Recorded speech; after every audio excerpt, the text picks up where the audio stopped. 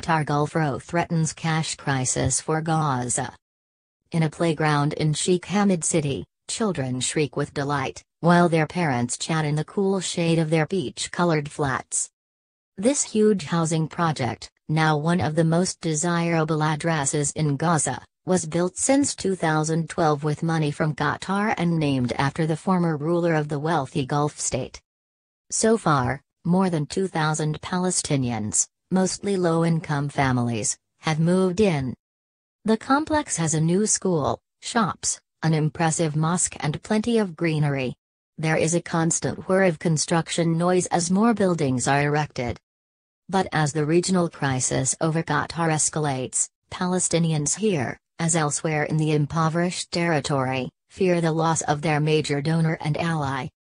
"We're going to be the victims," says one resident, Baha Shalabi. "Everything's going to stop, the money, the support, the infrastructure, the building work."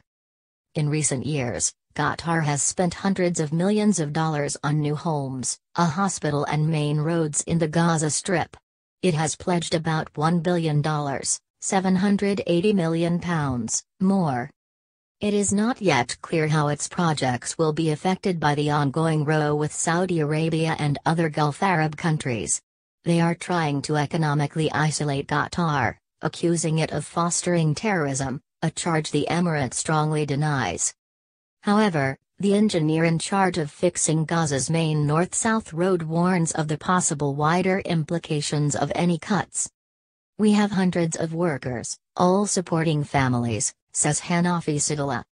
"Levels of unemployment in Gaza are very high, so if the Qataris end our funding, they'll all just be left sitting at home." Just over 40% of Gazans are out of work, according to Palestinian officials, one of the highest unemployment rates in the world.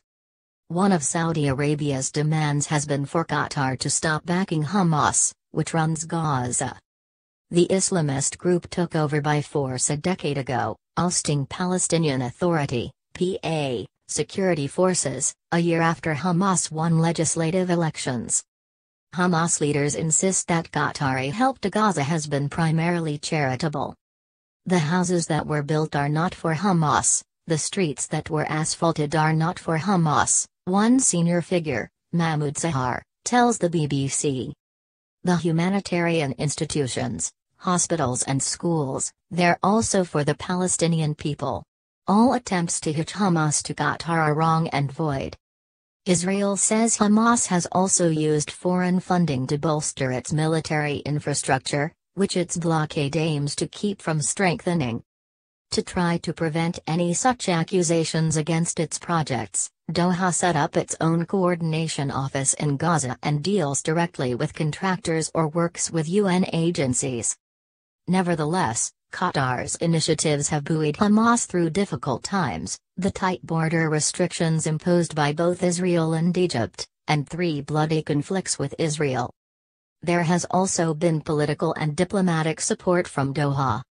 The Emir of Qatar is the only head of state to have visited the Palestinian territory since Hamas has been in charge. Many leaders of the group, including its former head, Khaled Meshaal, have been living in luxurious exile in Doha. Now as Hamas seeks to ease pressure on its patron, several have reportedly left at Qatar's request.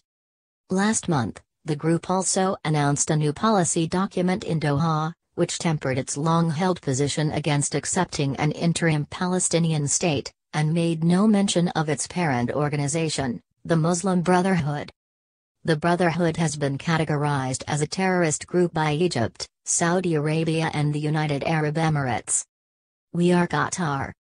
The latest developments concerning Qatar come amid mounting political and economic strain on Hamas. U.S. President Donald Trump has said that, alongside the so-called Islamic State, Al-Qaeda, and Hezbollah, Hamas is contributing to a regional humanitarian and security disaster. Last week, Israel agreed to a PA plan to cut power supplies to 2 million people in Gaza that will reduce their daily average of 4 hours of electricity by 45 minutes. Hamas accuses its political rivals of plotting with the Trump administration and Israel to unseat it in Gaza. Many of its members link local and wider regional developments. Qatar is being punished for speaking freely and supporting the Arab Spring, remarks Hamas parliamentarian, Yahya Musa, at a small rally in Sheikh Hamad City. It's being punished for supporting us and the resistance. We stand with our brothers to reject U.S. plans against Qatar and the conspiracy against the resistance. As he speaks, children wave Palestinian and Qatari flags, alongside signs reading "Solidarity with Qatar" and "We are all Qatar." The Palestinians here are banking on a diplomatic solution to the crisis. Without one, they know they could end up paying the price.